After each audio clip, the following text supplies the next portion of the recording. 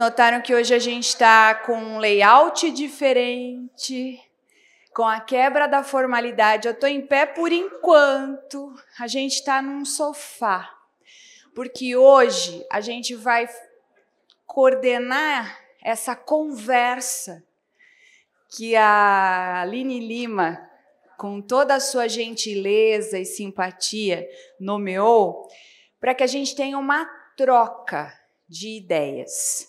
Então, eu dou por abertos os trabalhos do último dia da 24ª Semana Jurídica da Faculdade de Direito de São Bernardo do Campo, para que a gente tenha uma conversa compartilhada, né? E a gente, com certeza, vai querer também a intervenção de todo mundo. Foi uma semana muito rica, muito intensa, e se não fosse a participação de todos vocês, nós não estaríamos aqui. Então, é isso que nos faz poder trazer eventos diferentes, com formatos diferentes, para que a gente, no ambiente acadêmico, tenha um ambiente profícuo para debates. É esse o propósito desse evento final. Então, quero, antes de mais nada, vocês já conhecem boa parte das pessoas que compõem o meu sofá, hoje é o meu sofá e não a mesa de honra, professora Denise Elade, professora Renata Magani, a Juliana, que trabalha na Natura também com a Aline Lima, que é a nossa, vamos dizer, convidada especial, porque, afinal de contas, ela é egressa, ela estudou aqui conosco, se formou em 2007, e eu tenho certeza que exemplos como esse são espelho para vocês se inspirarem, motivo de inspiração. E eu vou deixá-la falar, muito mais que eu vou sentar, eu mais vou aprender e ouvir e conversar, compartilhar, do que efetivamente um monólogo. Mas eu quero que ela fale, a gente vai falar em um tom de conversa. Obrigada a todos.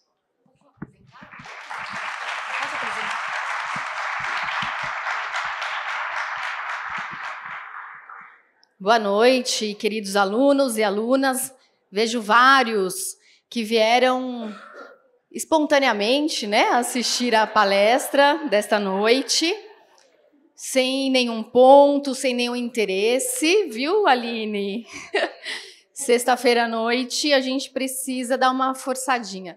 Muito obrigada, eu tenho certeza que vocês vão aproveitar muito essa noite com a Aline Lima. Já queria dizer para vocês que eu descobri, olha que falha, chegando aqui eu descobri que a Aline foi aluna da nossa faculdade, formanda de 2007, isso não estava no script, não estava aqui no currículo, então ela volta à nossa casa, depois de 17 anos isso, né, Aline?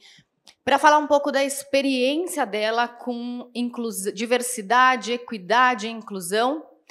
A Aline trabalha com a temática, vai falar sobre as oportunidades e também sobre os desafios na implementação da diversidade, equidade e inclusão, sob a perspectiva da longa e vasta experiência dela na temática. Então, vai oportunizar que vocês também interajam, tirando as dúvidas. Peço que vocês se preparem para isso, porque o formato aqui de sofá não foi por acaso, né? A gente pensou num formato que agregue e que faça com que os alunos possam também participar dessa interação, tornando essa noite ainda mais especial. A Aline é advogada, possui MBA em Marketing e pós-graduação em Gestão de Pessoas e Psicologia Organizacional. Sua formação acadêmica é complementada por especializações em Psicologia Analítica Junguiana, estudos afro-latino-americanos e caribenhos, além de pós-graduação em Antropologia e Psicologia Social e outras certificações em Inovação, Design de Conexões e Estudos sobre Futuros. E aí ela omite a parte chata do currículo dela, que é ser formada em Direito, né? Ela fez essa transição, vai falar um pouquinho, pode até falar um pouquinho, mas tenho certeza que contribui muito ainda hoje, né, para a atuação dela. A atuação profissional, com aproximadamente 20 anos de experiência no mundo corporativo, atua 12 anos em diversidade, equidade, inclusão e inovação social, prestando consultorias e palestras para empresas nacionais e multinacionais. Acabou de voltar do México, e eu digo acabou porque ela chegou aqui no Brasil hoje, meio-dia, saiu meio-dia de ontem, né? e mal deu tempo de chegar em casa e já se preparou para vir para a nossa faculdade. A gente agradece muito essa disponibilidade, imaginamos o cansaço, mas ficamos muito agradecidos. Atualmente é líder de diversidade, equidade e inclusão para a América Latina na Natura. Além disso, é professora convidada do curso de pós-graduação em Comunicação Estratégica e Gestão de Crise na FAAP. Vejam que a gente está falando com uma autoridade no tema, autoridade acadêmica, autoridade profissional. E antes de passar a palavra para a nossa grande estrela dessa noite, eu gostaria de novo de reforçar os agradecimentos à Juliana da Silva Dias, que é nossa aluna na pós-graduação de Diversidade e Inclusão Social, que herdei muito generosamente das mãos da minha querida professora Denise Awad, que foi a grande idealizadora, juntamente com a professora Clarice, inicialmente também com a professora Eliana, e que conduziu de forma magistral os trabalhos à frente da coordenação até o final do ano passado, e tive a honra de dar continuidade, estou tendo a honra, né, de dar continuidade a esse trabalho, e posso dizer para vocês que ela é transformadora. Se existe emancipação pelo direito, ela passa pelo conhecimento da realidade em torno do pluralismo, da diversidade, da necessidade de inclusão social, e eu espero que essa noite os toque como o estudo e o aprofundamento dessa temática tem propiciado para mim, especialmente no papel de coordenadora e estudante, sempre estudante desses temas. Aline, muitíssimo obrigada em nome do diretor, Rodrigo Gago, e de toda a nossa comunidade. Saúdo também os nossos professores aqui presentes. Muito obrigada por prestigiar também a nossa palestrante, e a todos vocês, queridos alunos, que vieram para esse encerramento tão especial no último dia da nossa Semana Jurídica. Muito obrigada.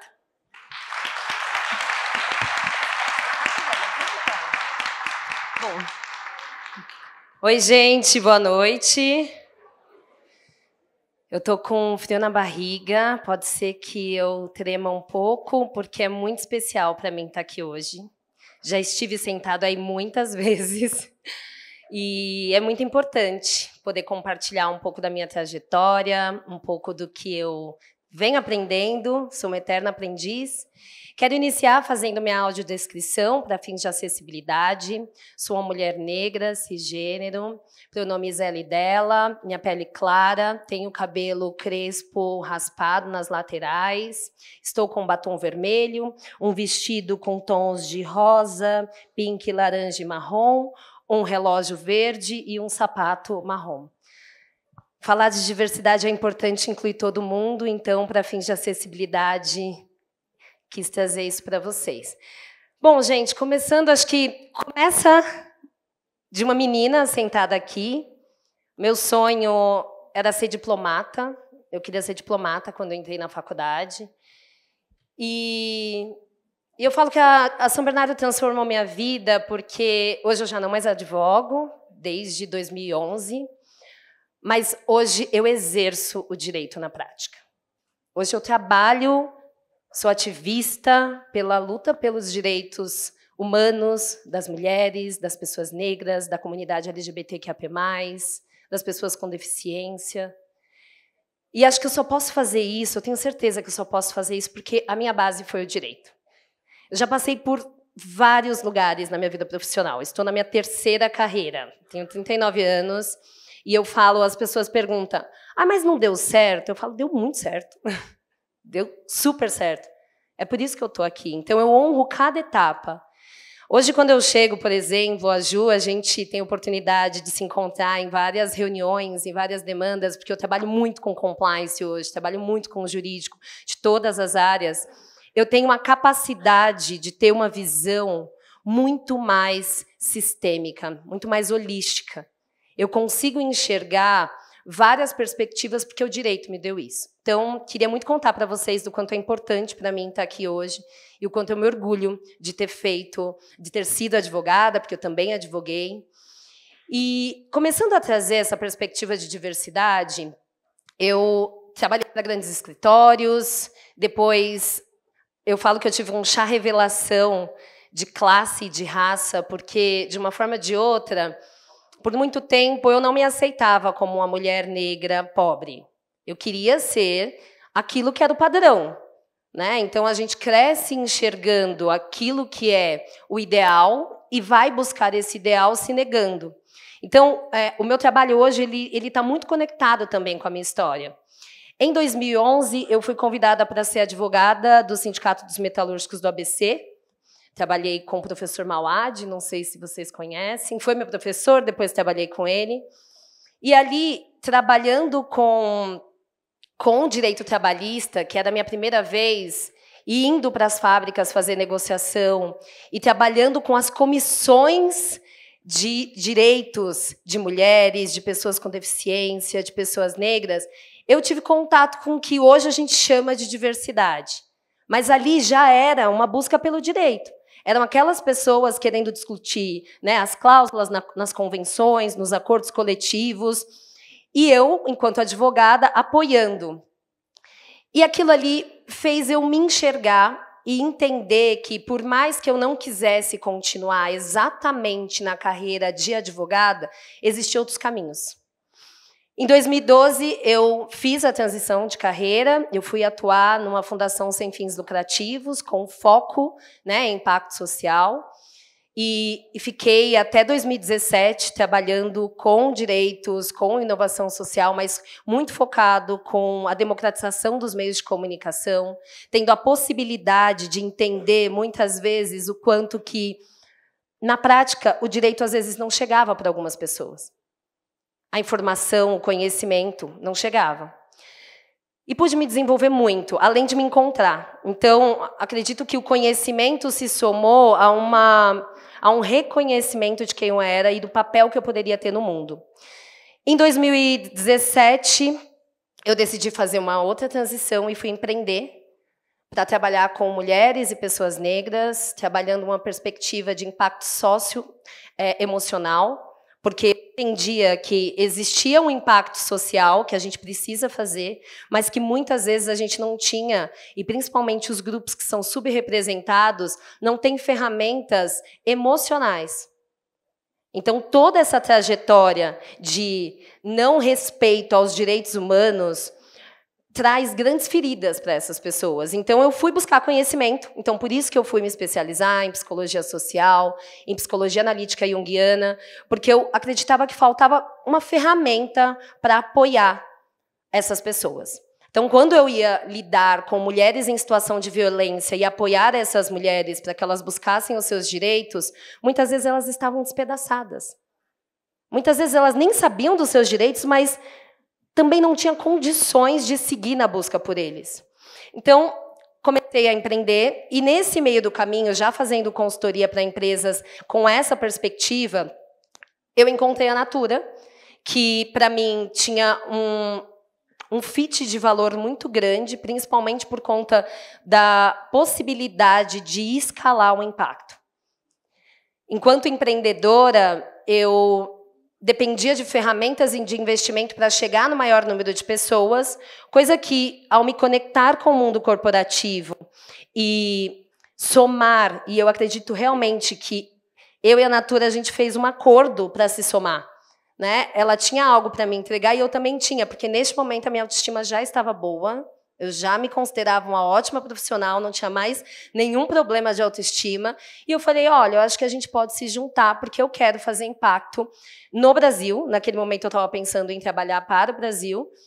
E hoje eu estou como head de diversidade para a América Latina, e tendo a possibilidade de trabalhar com quase 15 mil pessoas colaboradoras, com uma rede de impacto, que a gente vai falar muito dessa importância da diversidade, sair de dentro dos lugares e, de fato, trazer esse impacto para o ecossistema, para o que a gente chama de stakeholders.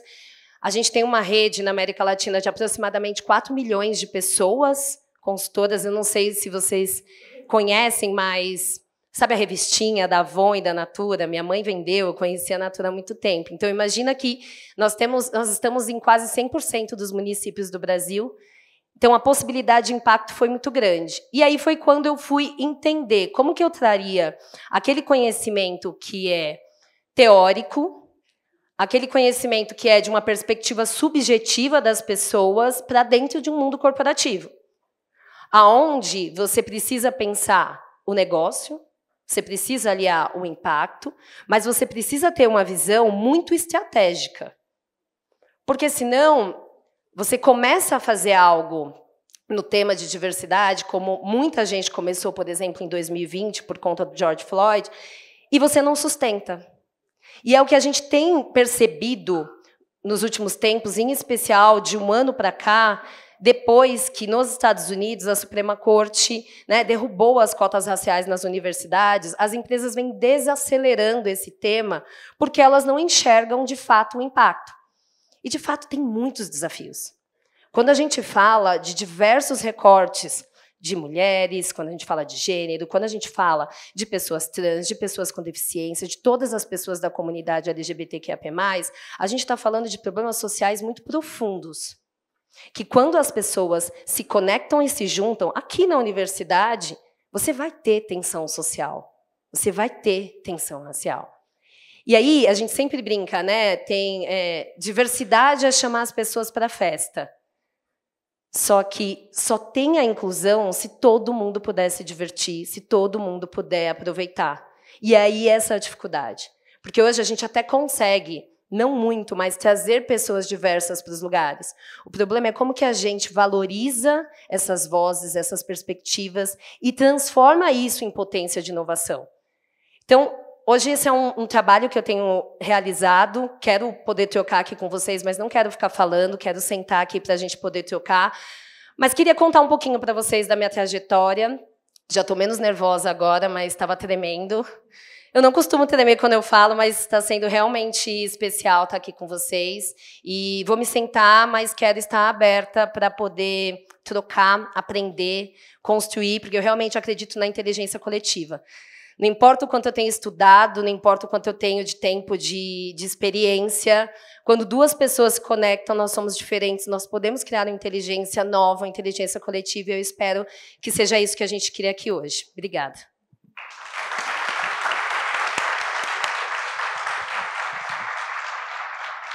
Nós estamos aqui no formato de sofá, não dá para trazer todos vocês para o sofá, mas faz de conta que vocês todos estão aqui conosco, tá?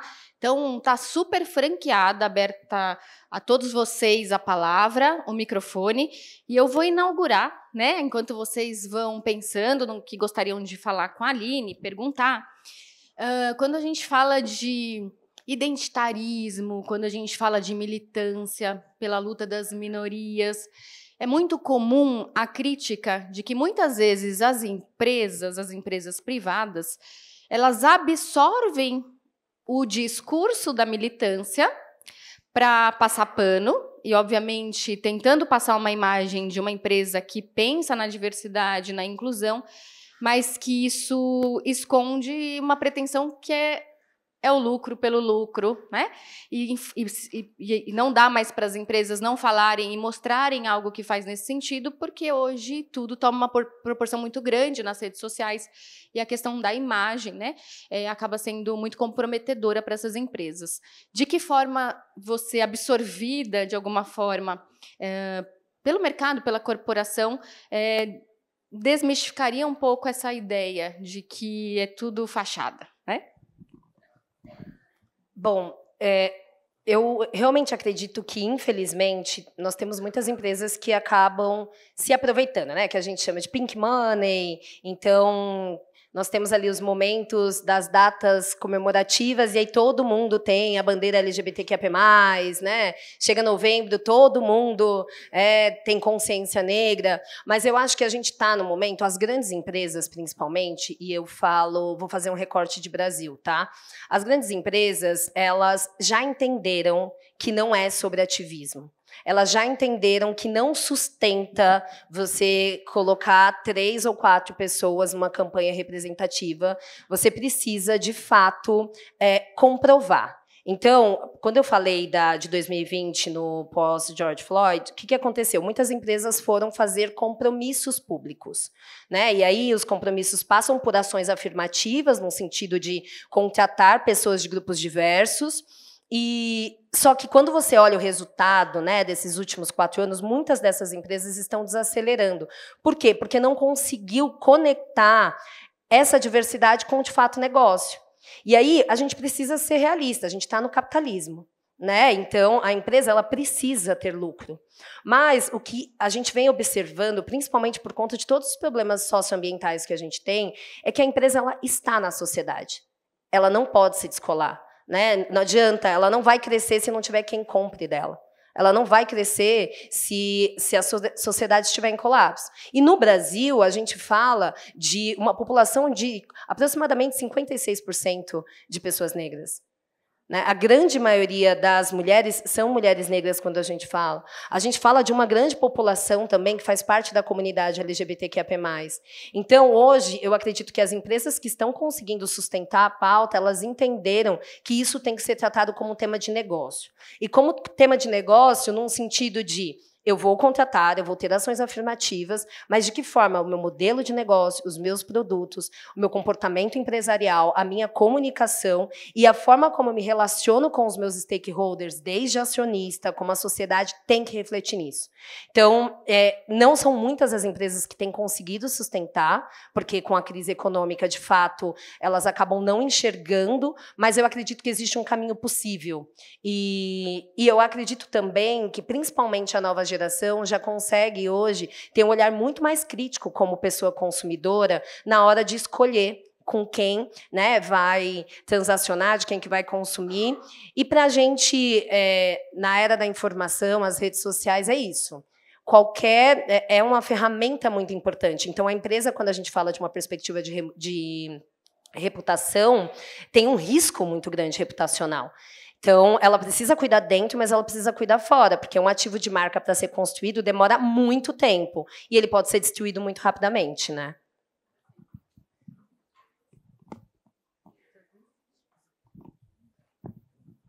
Bom, boa noite a todas e todos. É uma alegria imensa estar aqui ao seu lado, Aline. Você é uma pessoa que inspira muitos que estão ao seu redor.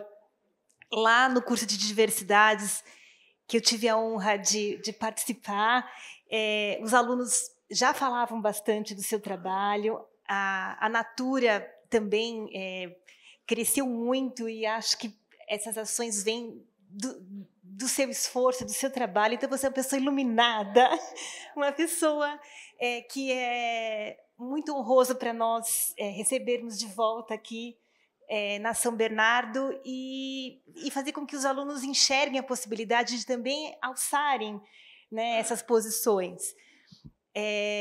Bom, eu queria ouvir um pouquinho você sobre algumas questões que a gente debatia bastante nas diversidades, que é justamente a relação da sociedade civil e o compromisso da sociedade civil na integração com as políticas públicas, porque é uma dificuldade muito grande, né? Você estar no mercado, você estar ligado a uma marca e, ao mesmo tempo, você conectar a empresa com o governo, com a ideia de orçamento, de políticas públicas, de conscientização, dessas questões de criar uma sociedade envolvida com esses temas. Como que você tem pensado isso nas suas atuações? Obrigada. Maravilhosa. Bom, eu vou trazer um exemplo que eu acho que ajuda. Quando a gente fala do enfrentamento à violência contra a mulher, a gente tem a Lei Maria da Penha e todo o aparato público para apoiar essa mulher, mas muitas vezes essa mulher não sabe como chegar. Que é aquilo, tá na lei, tem o órgão, tem a ferramenta, mas esse meio do caminho, como que você faz essa mulher transitar? A gente desenvolveu um projeto em 2020 que era, de fato, para acolher, apoiar e educar a rede de mulheres, que aqui no Brasil hoje tem 2 milhões de mulheres, no tema de enfrentamento à violência. Então, o que a gente fazia? A gente começava num processo e de muito aprendizado, porque não tem receita para problemas complexos sociais. Então, por isso que eu falo que a inovação, você tem que testar rápido, errar rápido, quando percebeu que encontrou uma solução, aí você escala. A gente começou a conversar com elas, falar sobre violência doméstica, e a gente percebeu que ninguém quer ser vista como uma pessoa em situação de violência. Então, é sempre uma vizinha, uma amiga, mas comigo não. E a gente percebeu que, em primeiro lugar, ela não chega, e se você for analisar os dados, as mulheres não denunciam, elas não procuram, né? Então, existe a Delegacia da Mulher, existe a Casa da Mulher Brasileira, mas a grande maioria não procura. Porque tem essa jornada de, primeiro, ela nomear que está em uma situação, depois, como ela vai ser tratada neste lugar e quem vai acompanhar ela. Então, a gente desenhou uma jornada onde a gente começou a conversar com ela, encontrava a linguagem, tanto que a gente parou de falar de violência e começou a falar de autoestima e de relacionamento saudável, porque a gente percebia que as nossas comunicações não chegavam, aí a gente começou a falar, você sabia que um relacionamento saudável é quando você se sente segura, você pode ter autonomia, você se sente com autoestima. Se você não está se sentindo assim, procure o nosso canal. Então, a gente tinha um canal com psicólogas e assistentes... A gente ainda tem um canal com psicólogos e assistentes sociais que a gente chamava ela para conversar. Vem conversar sobre o seu relacionamento. E aí, a gente mantinha ela nessa troca, nessa conversa, em nenhum momento falando para ela que ela estava com violência, que ela estava em situação de violência. Porque quem tem que nomear essa situação é ela mesma. Ela precisa de um processo de consciência. Então, a gente ia acompanhando até o momento em que ela tomasse a decisão de pedir ajuda. E aí, a gente era esse facilitador e potencializador das políticas públicas. Então, a gente mapeava em todos os estados, onde eram as delegacias, o que tinha de assistente social, que estado que tinha auxílio aluguel, onde tinha uma casa de abrigo para ela, para os filhos, e a gente acompanhava, a gente chegou a acompanhar mulheres por 2 anos, que é o tempo em que ela entendeu. Então, as empresas têm esse papel de potencializar as políticas públicas, né? Então, não adianta a gente achar que somente o Estado vai entregar. Cada ente da sociedade tem um papel. Então, eu enxergo, né, esse papel da empresa, esse exemplo, para mim, é muito potente, porque a gente conseguiu salvar muitas vidas e aprender muito nessa trajetória, mas também, enquanto a gente fazia isso, a gente ia educando as pessoas em volta para que elas pudessem também ser agentes de transformações nas suas comunidades, nas suas casas. Então, a gente escutou também histórias de pessoas que participaram de conversas ou tiveram contato com as nossas comunicações e conseguiram nomear violências de mãe, de amigas. Então, eu entendo que existe esse papel onde todos se somam. Estado, as empresas, as pessoas, porque se a gente deixar a responsabilidade na mão de uma pessoa ou de um ente, a gente nunca vai conseguir avançar. Incrível. Na verdade, eu quero até aproveitar o ensejo para fazer uma observação. Muitas vezes existe uma expectativa de que o Estado é que vai conter a violência pelos instrumentos de controle oficiais. E vendo esse tipo de trabalho de conscientização, é muito fácil a gente falar da questão legal, da imposição, do trabalho da autoridade policial no controle da violência. E essa questão me chama muito a atenção, em especial o sentimento da mulher, porque ela fica numa posição que ela não quer exposição. Para ela, é motivo de fraqueza reconhecer que ela foi vítima de violência doméstica.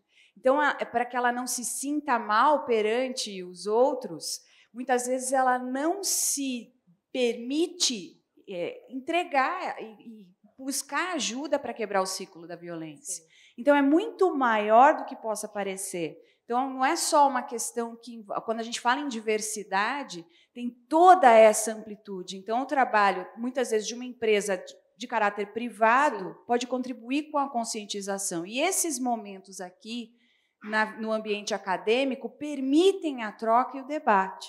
Então, é isso que a gente quer, chamar a atenção de vocês. Eu sei que há alunos de diversos anos, alguns meus que, inclusive, já me interpelaram e que querem perguntar lá atrás. E já a gente vai permitir que todos perguntem. Aliás, a gente quer a participação de vocês, mas antes de eu ceder aí a palavra, né, eu quero também ouvir uma pergunta da Juliana, que também tem aí um trabalho bacana. Primeiro, eu quero agradecer a professora Renata por estar aqui hoje. Eu tinha um sonho, gente, lá atrás de estudar aqui, né? Não pude estudar aqui minha graduação, mas fiz 3 pós-graduação aqui depois. Então, travei. Eu trabalho com a Aline, na Natura, né? E, assim, eu venho de outras empresas que eu também tinha ali o par com a diversidade e inclusão social. E o meu grande desafio, que eu pergunto agora para a Aline, para a gente trazer um pouco para o debate, é como tornar o ambiente dentro de uma empresa seguro e acolhedor para todas as pessoas. né? Esse é um grande desafio que a gente passa ali todos os dias, né? Principalmente na minha área.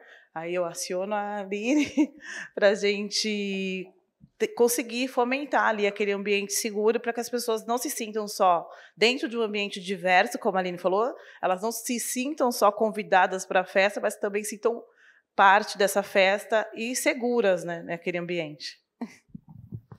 Bom, acho que esse é um grande desafio, mas acho que tem caminhos, tá? Eu acho que o caminho da educação, da sensibilização e do letramento, ele é a base.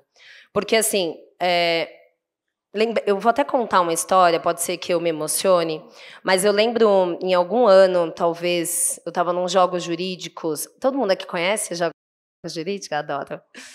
Eu estava nos Jogos Jurídicos e eu sempre gostei de esporte. Eu fui atleta, fui federada em atletismo, jogava futebol, então eu era daquelas que eu representava São Bernardo em tudo. E eu lembro que eu estava jogando futebol e uma torcida de uma outra universidade começou a falar macaca, me xingar de macaca, imitar. E aí começou uma confusão, só que naquele momento eu não nomeava que isso era um racismo. Eu, sabe assim, tô jogando, tal. Não gostei, mas eu não nomeava, eu não detalhava, eu não imaginava que isso era um crime. E eu me fechava tanto para me defender que eu não entrava em contato com esse sentimento. E por que eu estou contando isso? Porque, por meio de um processo de consciência, de educação, de estudo, de consciência racial, eu me tornei uma pessoa negra e nomeei as violências que eu já passei e hoje eu consigo identificar e não permitir mais que aconteça. Só que as pessoas estão numa jornada. E aí essa é a questão. Tanto as pessoas que fazem parte de algum grupo que é subrepresentado, que tem algum marcador, né, de identidade que a gente está conversando aqui, como as pessoas que não têm. Então, a gente cresceu numa sociedade onde, se você ligasse a TV e o jornal, coisas absurdas aconteciam. A gente cresceu acreditando que a mulher não era boa o suficiente, tinha lugar para a mulher ir ou não, que pessoas negras não tinham valor, que pessoas com deficiências não eram normais, né? Que pessoas que faziam parte da comunidade LGBTQIA+, eram pessoas doentes. Todo mundo cresceu nessa sociedade. Então, nós temos estereótipos e temos viés. Eu tenho. Eu estou num processo de desconstrução. Na hora em que você coloca todo mundo no mesmo ambiente, você tem que lidar com isso. Então, a educação, nomear, políticas. Então, um espaço, uma empresa, um espaço privado ou público, ele precisa de uma política para guiar. Então, quando a gente fala de um código de conduta, quando a gente fala da obrigatoriedade das pessoas entenderem quais são as regras, o que pode e o que não pode, porque se você for esperar o bom senso, cada um tem uma história de vida, cada um tem uma perspectiva, e só com o bom senso a gente não vai conseguir construir isso. Então, essa construção de uma política, mas não só a política no papel, é como que você faz a governança, o acompanhamento dela, e como que você também vai estabelecendo processos e condições. Então, você precisa ter uma educação e uma sensibilização constante, uma política, uma governança e um compromisso, né? Assim como outros processos ou outras regras dentro da empresa são acompanhados, tem gestão de consequência. Isso precisa, e aí o papel do compliance, trabalho muito próximo com o compliance, revisando a perspectiva do compliance, porque muitas vezes a gente tem a perspectiva da lei, só que é isso, existe uma pessoa machucada ali do outro lado. Como que você conduz um processo? Como que você conversa com essa pessoa? Como que você acompanha? Como que você treina? Porque muitas vezes, então vamos colocar então pessoas de grupos diversos nas áreas. Não necessariamente. Às vezes a pessoa ela é uma pessoa negra, ela é uma mulher, mas ela não tem uma educação. Então também não esperar que pessoas que tenham marcadores vão sair ensinando todo mundo. Eu sempre falo, estão com dúvida de diversidade? Procura eu e o meu time. As outras pessoas negras, gays, lésbicas, não tem obrigação nenhuma de ensinar ninguém. Então, é deixar muito claro que o que pode e o que não pode, código de conduta, política, e tem que mudar os processos. A gente vive numa estrutura que ela vai repetir. O normal é violento. Ele foi desenhado para ser. Então, é questionar o tempo todo o que precisa ser mudado no processo de atração, o que precisa ser mudado no processo de gestão, o que precisa ser mudado na comunicação, o que precisa ser mudado nos produtos. Então, é questionar mesmo. E aí as pessoas só vão ter segurança psicológica de questionar quando elas perceberem que isso é verdadeiro lá dentro. Porque senão também elas vão fingir. Uma hora elas vão falar, não é para mim, vão sair. E isso não é bom para ninguém. Então, como que a gente acompanha tudo isso com dados? Para mim, dados é o que comprova, de fato, se a gente está seguindo no caminho certo. A questão de nomear é importantíssima. Às vezes a gente, por subterfúgio, não nomeia. E isso também é uma forma de não enfrentamento. Sim.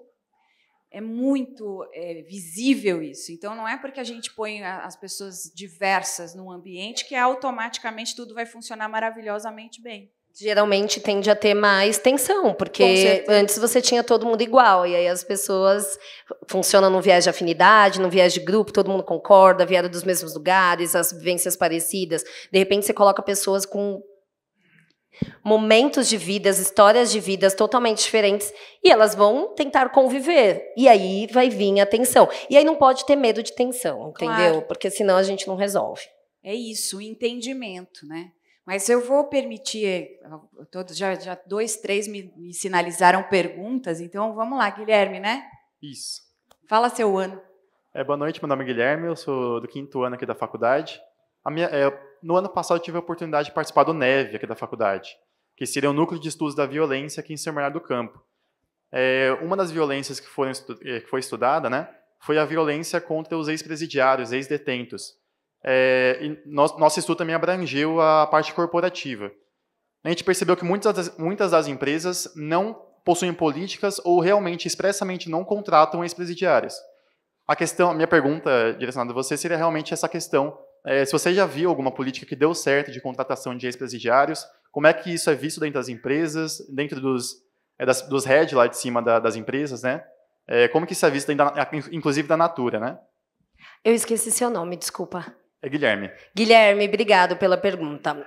Na perspectiva da Natura, dentro da política de diversidade dos temas priorizados, não tem uma atuação com pessoas egressas do sistema prisional, mas o que eu acredito, eu não tenho visto muitas empresas trabalhando nesse aspecto, tá? Para ser muito sincero com você.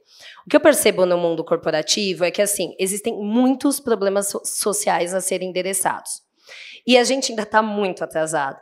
Então, por exemplo, a grande maioria das empresas trabalham com questão de gênero, né? De trazer mulheres para posições de liderança que estão super atrasadas ainda. Então, colocam um foco nisso. Agora, a gente está tendo um avanço nas questões étnico-raciais, muito focadas para pessoas negras, porque a gente também não vê grandes trabalhos para povos originários, pessoas de outras etnias.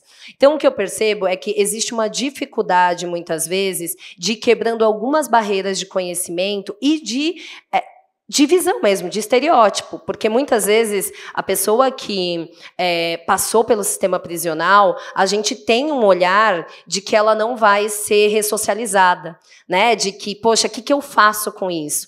Então, eu entendo que tem que existir um esforço para a gente entender com políticas públicas, com o entendimento que ressocialização é essa, qual é o papel da empresa e como ela faz, porque muitas vezes ela não sabe como fazer. Eu percebo muito, né, quando a gente vai falar de trabalho, por exemplo, com pessoas refugiadas, com imigrantes, o que eu faço? Como que eu ajudo? Como que eu coloco essa pessoa e entrego para ela as ferramentas? Como que eu permito que ela se sinta incluída, mas que as outras pessoas também se sintam? Porque também tem isso. A inclusão, ela é dessa perspectiva de todas as pessoas se sentirem seguras. Então, eu sinto que talvez a falta de políticas de empresas com relação a isso é por desconhecimento e por não saber como enfrentar. Porque, assim, o próprio Estado ainda não sabe, né? Então, eu acho que a gente precisa avançar nessa construção que é coletiva, de entendimento de como que o Estado avança com políticas públicas e como que as empresas aportam com aquilo que elas já têm. Porque sempre vai ser um lugar de como que eu posso aportar, lembrando, né, que é o capitalismo. Como que eu posso aportar, como eu posso ter minha responsabilidade social, como que eu posso incluir, mas como que isso está dentro do meu negócio. Então, eu acho que é um super tema. Depois, se a gente puder trocar, se você puder me adicionar e me indicar o estudo que vocês fizeram, porque realmente eu acho que é necessário. Mas não vejo ainda hoje algo desenhado, estruturado, que possibilite que as empresas avancem. Obrigada. Agora. Nome e ano, por favor, querida. Será?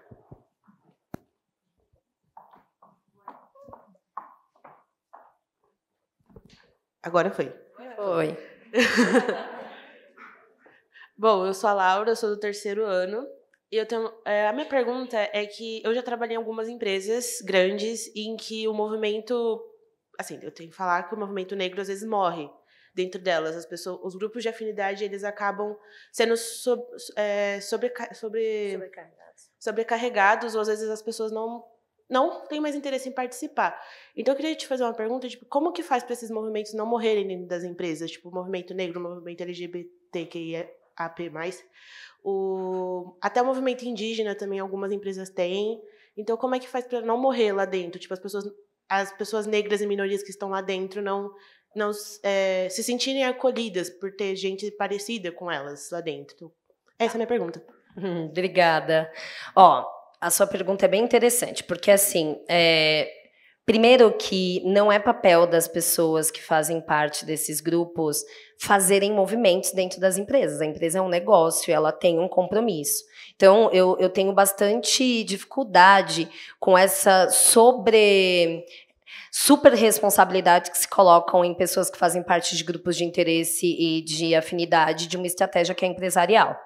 Né? Então, eu sei que nem todas as empresas estão avançadas, mas a questão é, estar dentro de um grupo de interesse ou de afinidade, o próprio nome já diz, ele é num sentido de você encontrar pessoas que sejam parecidas com você, de você se fortalecer, né, na sua raça, no seu gênero, nas trocas, na sua vivência, mas não deve ser um lugar para sustentar a estratégia da empresa. Então, para mim, e dentro do meu trabalho hoje, eu trabalho muito próximo dos grupos, num sentido de entregar ferramentas e ser um espaço de escuta, porque é o papel das pessoas mostrarem onde a empresa não está entregando para elas o que é necessário para elas se sentirem pertencentes.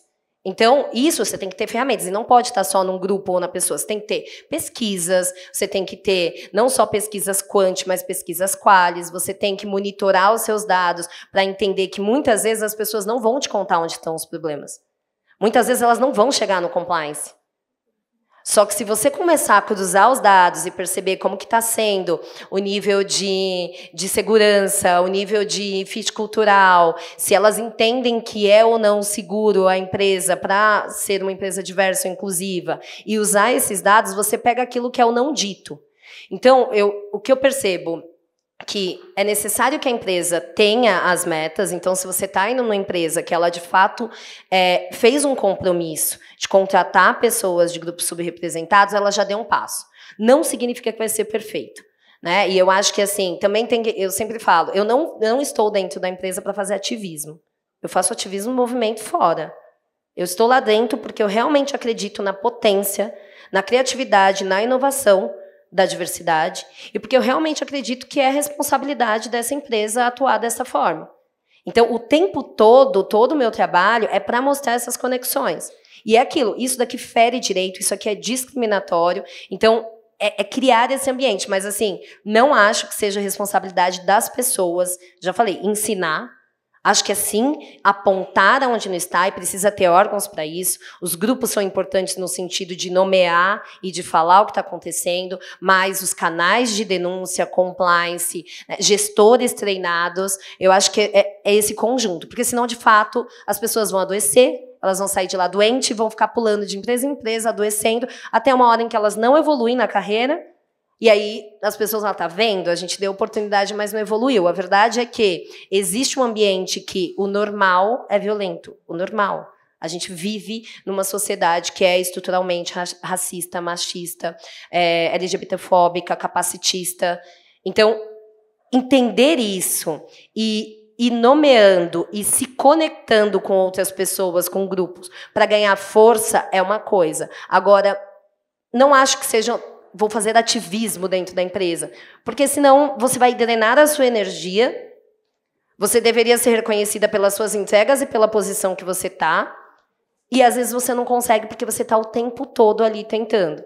Então, uma coisa é, nomeou violência, teve problema, encontrar os canais, levar isso para frente, recursos humanos, mas assim, foca naquilo que você está entregando para trabalhar. eu sou paga para isso. Eu sou paga para falar onde está o problema, para falar quais são os direitos que não estão. Agora, se as pessoas não trabalham com diversidade, elas precisam apontar, sim, e cada vez mais a gente escolhe onde a gente quer trabalhar. A gente é potente, a gente é inteligente. Eu estou entregando e agregando um grande valor para a empresa trabalhando lá. Então, eu quero ser respeitada. Eu não vou aceitar ter violência. Eu quero me desenvolver, eu quero saber se ela está comprometida com isso. Então, eu acho que passa por esse lugar. Não sei se faz sentido para você. Faz? Isabela. Tudo bem, Aline? Tudo. Prazer. Bom, eu sou do 4º ano. Na verdade, você já esclareceu muitas coisas para mim, só respondendo a pergunta dela. Na verdade, eu ia perguntar, mas a relação da área de diversidade dentro da Natura com as investigações internas corporativas em caso de assédio ou discriminação, e queria saber se vocês fazem algum treinamento depois de algum caso assim, e também queria saber a importância, o que não pode faltar em uma política interna para evitar esse tipo de situação. Muito bom.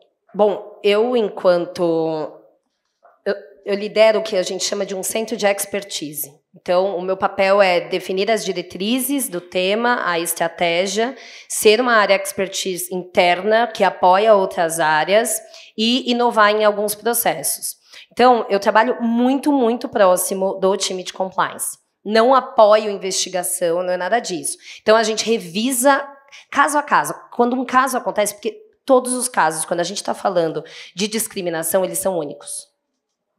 Tem uma frase única, um modus operandi único. Então, cada caso que surge, eu faço parte do comitê, e aí a gente tem todo um desenho, um protocolo, primeiro de acolhimento, como conduzir essa investigação, não no sentido jurídico, porque o time é especialista, mas num sentido de acolhimento. Porque muitas vezes a forma como você fala com alguém, num processo de escuta, ela já está tão machucada que ela é revitimizada. Então, esse é o meu papel, é definir e delinear como que a gente conduz esses processos e depois, a partir do aprendizado e as definições que são definidas por essa área, como que a gente volta para a empresa e entende como isso pode ser atuado de forma mais estrutural. Então, teve uma discriminação, a gente cuidou do caso, mas ao cuidar do caso, a gente percebeu várias outras questões que a gente pode intervir de forma muito mais abrangente para poder aprimorar esse processo. Então, essa é a minha proximidade o tempo todo. Assim. Então,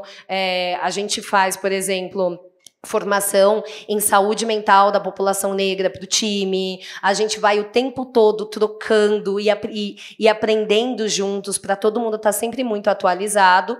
E a política, para mim, o que não pode faltar na política é qual é a intenção da empresa ou da instituição com relação a esses temas. Nós temos muitos problemas sociais, não vai dar para fazer tudo. Você precisa, de fato, definir qual é a sua atuação, o que você vai fazer dentro daquela atuação, o que você vai ter de ferramentas para aquilo, que protocolos, e como que você vai medir. Então, uma política ela não pode ser só um texto bonito, né? Então, quando a gente fala dentro do mundo corporativo dessa política, a minha atuação vai ser nesse ciclo estratégico, nesse tema. Para isso eu vou ter vagas afirmativas, vou ter programas, e aí você enumera como que você vai medir, o papel das áreas, porque cada área tem um papel diferente, e como que vai ser essa governança. Então, para mim é isso, tem que fazer escolhas, porque quem faz tudo não faz nada. Então, não dá para resolver todos os problemas do mundo. Então, qual é? É gênero? É como? Porque gênero também tem muitos problemas. Então, eu acho que é delimitando e trabalhando de forma transversal. Se você não trabalhar de forma transversal, por exemplo, imagina, eu não consigo chegar num time na ponta com um gestor ou com uma liderança. Eu preciso do time de desenvolvimento para fazer isso. Então, eu preciso descentralizar o meu trabalho. Como que eu descentralizo o meu trabalho? Entregando ferramenta e empoderando todas as pontas. É um desafio? É. Mas a ideia, e eu falo que meu sonho é que um dia eu não tenho mais esse emprego de diversidade, equidade e inclusão. Eu vou trabalhar, faço uma 4ª transição de carreira. Porque de fato funcionou, a estrutura está pronta, as pessoas têm as ferramentas e o conhecimento que precisa e a coisa está operando. Assim como muitas vezes em sustentabilidade.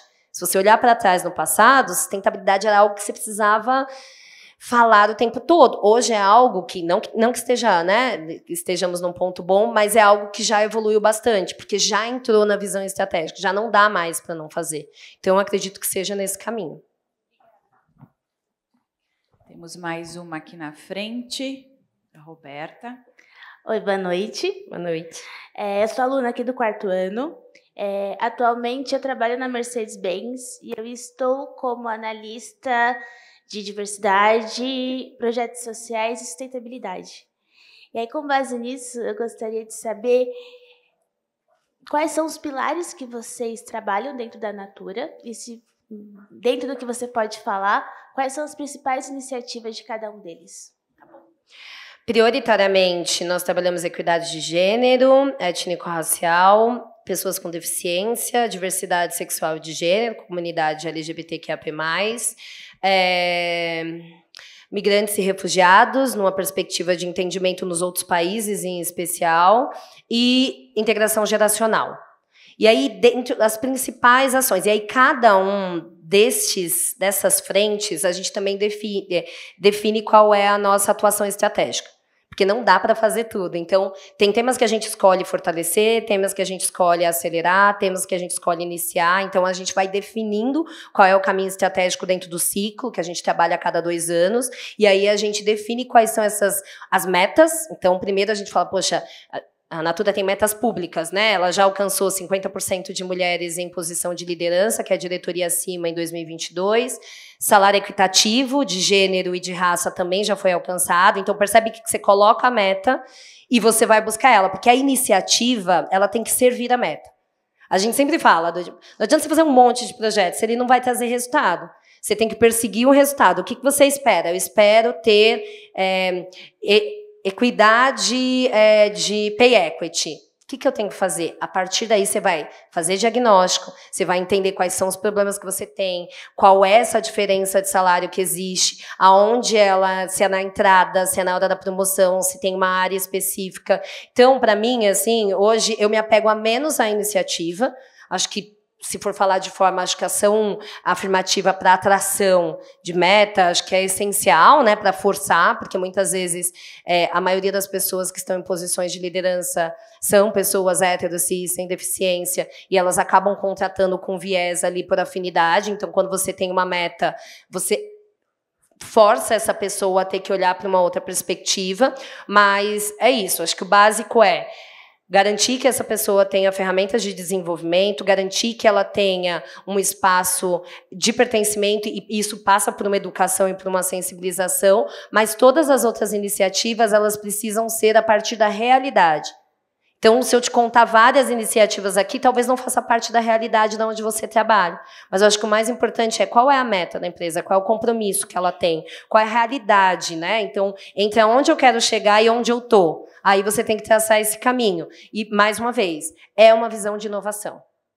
O que deu certo para a empresa pode não dar para outra, só que você tem que testar pequeno, medir se deu certo, se mediu, escala, tem que trabalhar com esse olhar, porque senão a gente se apega demais a projeto, porque é bonito, porque é uma iniciativa que já foi feita em outro lugar, e a gente esquece do resultado, entendeu? Obrigada. Nada. Mais alguém? Ai, obrigada, Roberta. O Antônio agora. Boa noite, Aline. Boa noite. Meu nome é Antônio Guglielmi. Eu, em primeiro lugar, quero agradecer pela sua visita e volte mais vezes. Só chamar.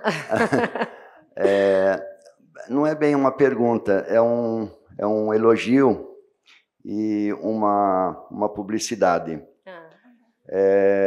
Eu não sei se foi 2000 ou 2022, a Natura lançou um curso de enfrentamento à violência contra a mulher. E eu, na época que eu li, acho que foi no Facebook, alguma coisa assim, essas propagandas que aparecem no telefone, né? No celular. Eu cliquei em cima do número e, de fato, foi automático. Já entrou, assisti um vídeo, já fizeram algumas perguntas, eu achei muito interessante. Eu gostaria até de parabenizar a empresa por essa iniciativa e e confirmaram aqui o meu elogio. Eu só não lembro o número, mas assim, se eu procurar aqui, eu consigo achar o número que a Natura oferece esse curso. E inclusive, eu tenho feito publicidade desse número, às vezes, quando eu faço estágio, trabalho também bastante. Faço estágio no Sejusc de Diadema. E, às vezes, eu passo esse número para as pessoas que vão lá buscar alguma ajuda jurídica, alguma assistência jurídica, eu sempre passo esse número aí. Mas é tão automático de passar, que é só clicar em cima e já passar por número, que no momento eu não lembro, mas se alguém quiser eu posso passar. Uma boa noite. Obrigada. Eu também não lembro, gente, o número, estou com a cabeça cansada. Mas tive a oportunidade de idealizar e liderar esse curso de Relações Saudáveis. Para a gente foi, como eu estava contando, foi um experimento, digamos, muito interessante. Primeiro, para democratizar o conhecimento por meio do WhatsApp, porque a gente também percebia, e a gente falava de um jeito diferente. Uma coisa que a gente fez no meio da pandemia em 2020, a gente tem um maquiador muito famoso, e aí a gente gravou um tutorial de maquiagem com ele, onde ele começa falando de maquiagem e pede para essa mulher colocar um fone, e aí ele vai contando para ela se você está passando por uma situação de violência, enquanto ele está fingindo que está maquiando. E foi assim, foi um boom de pedidos de ajuda, porque essa mulher estava em casa, sozinha, não tinha com quem falar. Então, para a gente foi uma experiência super incrível desse curso. Tem também, né, com o Instituto A Ângela, que é um canal aberto para toda a sociedade civil de apoio psicológico, jurídico. Tem uma parceria com a Uber e também com a Rede Accord Hotéis, onde a gente apoia e se essa mulher tem necessidade, junto com o poder público, a gente tem várias... Está muito conectado com várias prefeituras do Brasil todo para levar essa mulher para hotéis por um período, quando a gente não localiza casa de abrigo. E, recentemente, em 2022, a gente lançou no mesmo modelo sobre racismo, que chama Um Papo sobre Nossa Raça e Nossa Cor, que é para educar também as pessoas sobre uma perspectiva racial e educar e nomear o que é racismo. E também lançamos um canal de apoio jurídico e psicológico para pessoas consultoras da nossa rede que estivesse passando por qualquer situação, mais uma vez para fortalecer as políticas públicas, né? Então a gente daria o primeiro acolhimento, o primeiro cuidado, mas indicaria para ela quais eram os direitos dela, como que ela faria esse direito ser exercido e onde ela poderia procurar. Maravilhoso esse trabalho, né? Porque hoje em dia a gente ouve muito, e todos devem, às vezes até a gente mesmo numa conversa, existe um limiar muito estreito entre o que é uma piada e o que é uma ofensa. Então, quando a gente fala, né, em aulas de crimes contra a honra, por exemplo, né? Então, mas foi brincadeira. Se a brincadeira foi além daquilo que o outro aceita ou aquilo que vai ofender, não é uma brincadeira. Então, até isso a gente tem que ter cuidado em ambiente acadêmico, em ambiente empresarial, em qualquer tipo de ambiente. Então, eu tenho alunos aqui, alguns eu até guardo o nome, me perdoem, não guardo o nome de todos, mas todo mundo sabe, a gente conversa muito sobre isso, porque é algo que, aparentemente, o Brasil, a gente ouviu numa palestra na quarta-feira, cujo tema era, conversava com o tema de hoje, que o Brasil é um país inclusivo, e a pergunta era, será? Né? E eu queria te ouvir em relação a isso, porque a gente vive numa aparência de inclusão, mas ela não é real. E eu queria, de repente, te ouvir como é que você lida com isso no teu dia a dia. E aí depois eu vou abrir para todo mundo de novo. Eu não acredito que o Brasil ele é um país inclusivo em nenhum aspecto. Infelizmente, estamos trabalhando para. Quando a gente olha os dados, né, não é nem sobre a minha opinião, quando você olha a diferença salarial de homens e mulheres, quase 48% a diferença salarial no mês com as mesmas qualificações, mesmo cargo de uma mulher negra para um homem branco. Quando você olha o nível de acesso à educação e a emprego de pessoas com deficiência, quando você vê que cerca de 90% da população trans no nosso país está na prostituição porque não consegue um emprego. Então, não. A gente talvez, e aí, enfim, dentro dos estudos de raça, tem aquilo que a gente chama de mito da democracia racial, né? Então, o Brasil é um país que não tem racismo, é miscigenado, aqui não teve apartheid, é diferente dos Estados Unidos, né? Na verdade, a gente cresceu, a gente tem uma história muito dolorosa como país, que a gente viveu centenas de anos num processo de escravização de pessoas, que a gente foi começar a construir política pública ontem. Quando a gente fala das pessoas, né, do processo de escravização, quando a gente fala de gênero e de raça, nessa interseccionalidade, quando que a gente foi começar a ter cotas para começar uma construção de uma políticas públicas? Há 20 anos atrás. Então, assim, não deu nem tempo. Agora que a gente... E quando a gente faz um movimento, a gente, por exemplo, né, muitas empresas, muitos lugares estão acompanhando os movimentos dos Estados Unidos, que tem uma outra história social da nossa, as pessoas ainda são muito críticas, porque ela fala, não tem porquê, tem que se esforçar. E eu acho que a gente tem que tomar muito cuidado com esse lugar do mérito. Se você não tem saneamento básico, se você não tem o que comer, se você demora 3 horas para chegar numa escola... Tipo, sério que eu tenho que me esforçar? As condições têm que ser iguais. Você entendeu? Não tem como. Provavelmente eu vou estar cansada no dia da apresentação do projeto, e talvez você saia melhor porque você mora do lado, ou seu pai te levou de carro. Então, isso precisa... Quando eu falo de nomear, a gente precisa falar dos problemas. Quando a gente fala, por exemplo, né, se existe uma pessoa... negra, existe alguém que é branco, a raça não é só de uma... Então, qual é a questão das pessoas brancas? Se existe uma violência contra a mulher, os dados dizem, é o homem quem está. Eu não estou falando que é individual com nenhum homem, mas existe um problema com a masculinidade. E a gente precisa conversar. Né? A gente tem no país, e olha como é estranho, o Brasil é o país com o maior número de morte de pessoas trans, por transfobia, e é o maior número, o país também que está no topo de visualização de vídeos pornográficos com pessoa trans no mundo. Então, tem muitas incoerências. Exato. Então, olhar para esses dados que são chocantes faz a gente questionar. Porque uma coisa é a gente dizer que está vivendo bem, mas quando você olha para as pessoas que estão com saúde mental abalada, quando você olha principalmente para essa nova geração, que eles têm chamado, né, de geração Z, que está adoecendo também. Porque já não concorda como as coisas estavam postas. Eu falo para vocês, há anos atrás, talvez eu, entre aspas, passasse pano para muitas coisas, porque eu não estava... Ou eu queria pertencer e dava um jeito de engolir, ou eu não estava vendo. Incluída num determinado contexto, acaba aceitando determinadas condutas como se fosse normal. Exato. Aline, eu lembro, eu não vou ser precisa com os dados, mas de alguma pesquisa que é muito falada em eventos que tratam da diversidade, de que pessoas, quando perguntadas diretamente, individualmente, você se considera racista? 90% das pessoas respondem que não. E a pergunta número 2 é, você conhece alguém que é racista? As mesmas 90% das pessoas respondem que sim. Então, onde estão essas pessoas? Né?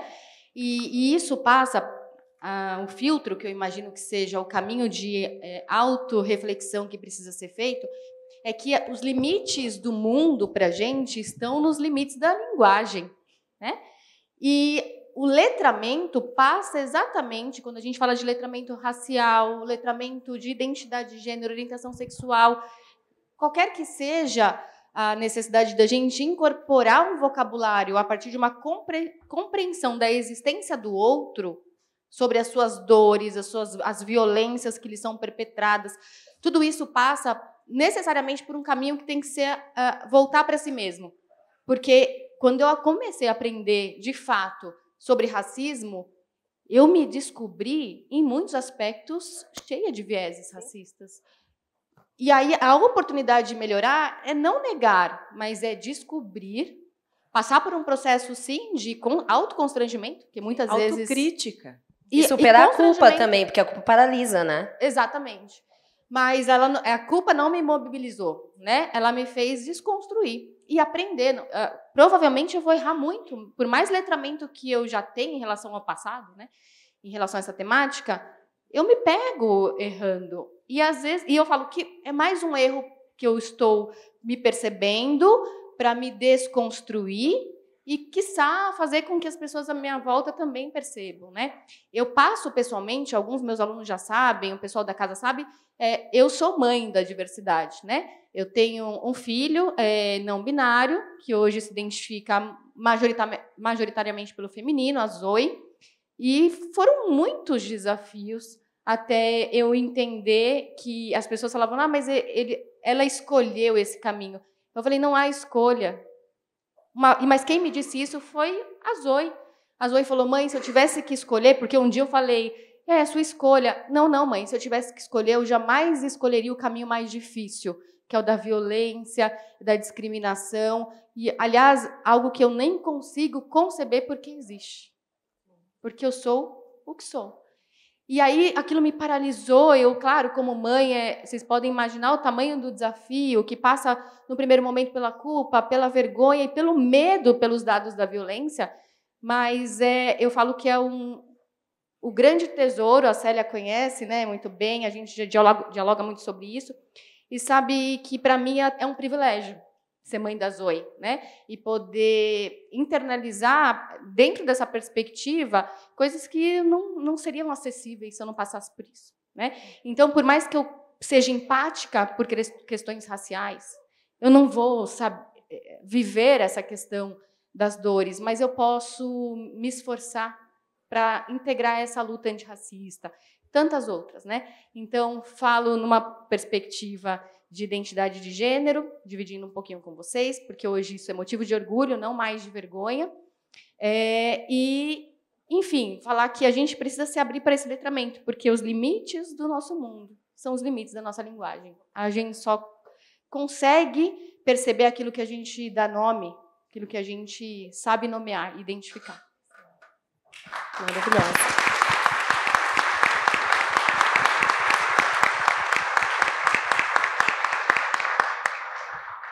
Viver não é igual a supor, né? É muito fácil a gente supor o sentimento do outro, vivenciá-lo é muito diferente, né? Então, a gente se emociona, eu já conhecia, né, o relato da professora Renata, e isso faz com que a gente compartilhe experiências. Queria saber se alguém tem mais alguma pergunta. Ali, por favor, o microfone está pertinho.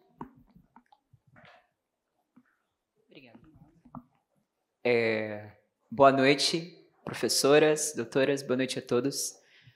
Primeiramente, eu queria falar que, gente, eu tô adorando esse evento, tá maravilhoso esse formato que vocês fizeram, tá me lembrando muito o programa Saia Justa do GNT. Essa foi a intenção. Tá igualzinho. Pleitear pro diretor. Pleiteia, vai ficar legal, vai ficar legal. Eu vou, talvez, desviar um pouquinho aqui do que já foi falado, né, em relação às questões das empresas, em relação às questões dos trabalhos e afins, e eu vou entrar um pouquinho no tema da educação, né? Então, o que eu vou fazer primeiro uma colocação, professora Aline, e depois fazer uma pergunta. Professora, olha, agora eu tô praticando. Bem, eu tenho uma percepção em relação à educação, acredito que muitas pessoas aqui também tenham, que a educação hoje em dia ela é competitiva e é excludente, tá? Então, eu não vejo dentro das escolas e até mesmo dentro das próprias universidades as pessoas frequentando com o interesse de aprender, né? Infelizmente, o que eu vejo hoje em dia na nossa sociedade são jovens acordando todos os dias para serem treinados a competir, né? São professores acordando para ensinarem como competir. Isso é uma coisa que, enfim, podem haver discordâncias, mas pelo menos essa é a minha percepção, não é? E, bem, eu acho que esse é um ponto muito importante, porque a gente está em época de eleição agora, eleição municipal. E muitos candidatos, eu não sou daqui de São Bernardo, eu sou de São Paulo, mas muitos candidatos abrem a boca para falar sobre educação, né? Mas eles se baseiam em números, eles não se baseiam na realidade, não é? Então, eu percebo que o ambiente acadêmico ele é um ambiente altamente desafiador, mas mais do que altamente desafiador, é um ambiente que por si só é excludente, muito excludente. O ambiente acadêmico é sim diverso. Existem pessoas e pessoas. Pessoas brancas, pessoas pretas, pessoas hétero, pessoas gays, pessoas lésbicas. Mas, veja bem, como você mesma falou e como as professoras também disseram, a pessoa preta não tem a mesma oportunidade da pessoa branca dentro do espaço acadêmico. A pessoa preta, ela sofre o racismo, né? Vou lembrar aqui o caso do Pedro Henrique, do Colégio Bandeirantes, que tirou a própria vida por sofrer racismo, que tirou a própria vida por ser abertamente homossexual, né? Para quem não leu as matérias referentes ao suicídio dele, acho que a mãe dele fala que ele não queria mais ir para a escola porque ele não estava mais aguentando, né? Ele não estava mais aguentando, é um jovem, eu não sei, eu pesquisei muita coisa, mas não pesquisei a idade dele, né? Mas ele não estava mais aguentando ir para a escola, é um jovem que passa por todas essas situações, um jovem. Então, puxando com o início da minha fala, não é, sobre a questão de ser competitivo demais, não é? De focar em competição, de focar em ensinar as respostas certas, não em focar em ensinar caminhos e afins, eu gostaria de perguntar para você, Aline, como, de verdade mesmo, com todo o fundo do meu coração, como as instituições acadêmicas, como as instituições de ensino, sejam elas públicas ou privadas, como elas podem praticar a inclusão? Porque inclusão e exclusão são opostos, não é?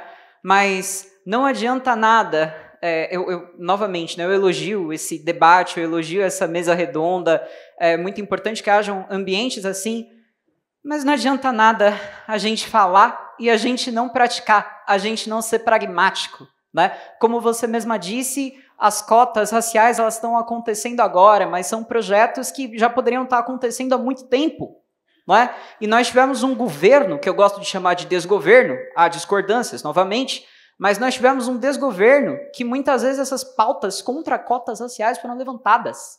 Nós temos hoje em dia alunos de universidades, alunos que estão fazendo cursos sérios, universidades importantes, desenhando suásticas nazistas em porta de banheiro, em parede. Isso não é inclusão, isso é exclusão.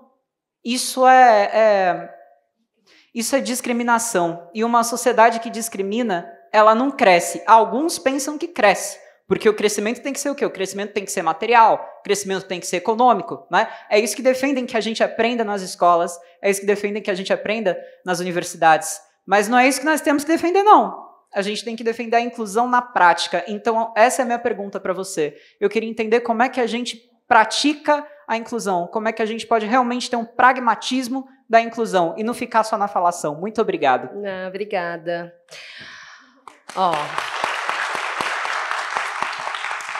Vamos lá.